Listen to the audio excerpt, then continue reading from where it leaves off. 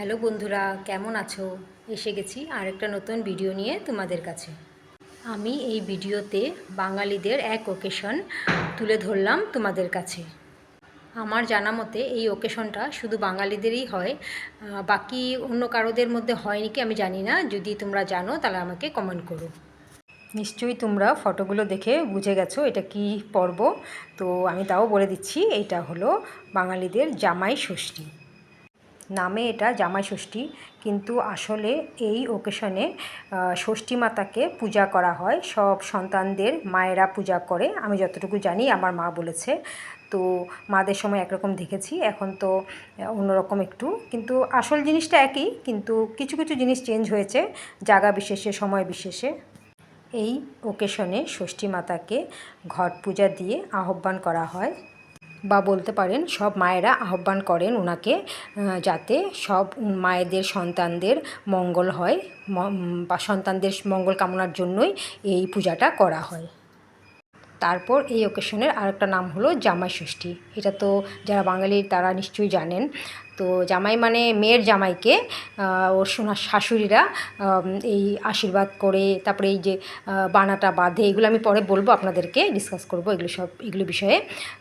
তো এইগুলো মানে জামাইকে এইগুলো দিয়ে আশীর্বাদ করে আর কি। তো জামাইদের খুব বড় ব্যাপার, খুব খাওয়া দাওয়া হয়, মাছ মাংস একদম মানে যাবতীয়, খুব জামাইদেরকে খুব মানে এমনি তো সম্মান দেয় জামাইদেরকে, ওই দিন আরও বেশি আর কি। ওই দিন জামাইদেরই দিন আর কি। জামাইরা ওইটা মেনলি, অন্য সময় ধরেন মিষ্টি উষ্টি নিয়ে যায় তো শ্বশুরবাড়িতে, এই সময় তো এটা আনতেই হবে জামাইদের, এটা মাস্ট আর কি। তো এই ওকেশনে অনেক কিছু হয়, এটা আমি আপনাদেরকে বলছি প্রথম থেকে। প্রথমে তো এই ওকেশনে ঘট পূজা হয় ঠাকুর ঘরে। আমরা যেটা করি, ঘটে যেরকম নর্মালি জল অম্রপল্লব দেই, তারপরে ধান দুর্বা দিয়ে, তারপরে ফুল টুল দিয়ে একটা মানে মাকে আহ্বান করি, ষষ্ঠী মাকে, যাতে উনি আমাদের ঘরে আসেন। তো এটা হলো পূজা, বাকি তো নর্মাল ফল টল দিয়ে যাটা হয় পূজা। আর আম, এই পূজাতে তো মানে এতে ওকেশনে আমটা মানে মেইন, আমের রস করে মানুষে, আমটাই মানে চলে আর কি, আম কাঁঠাল এগুলো। এখন তো আম কাঁঠালেরই সিজন, তো এইগুলো চলে।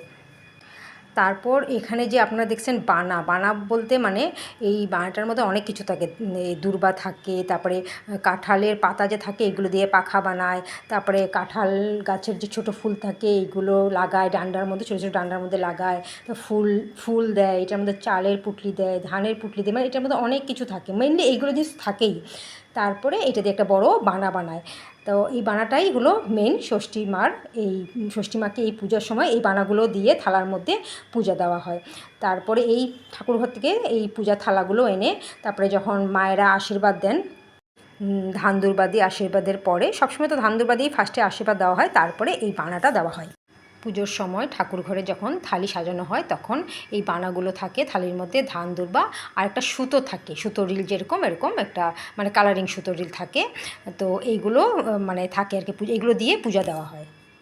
আমি মেয়ে অবস্থায় দেখেছি আমাদের তখন মা কাকিমণিরা এই ষষ্ঠীতে কী করতো, সকালে স্নান করে, সকালে একদম মানে খুব সকালে ভোরবেলা স্নান সেরে, তারপরে আমাদের ওখানে মানে পাট গাছ ছিল বড় বড়, এই পাট গাছের মধ্যে সুতোগুলো বাঁধতো।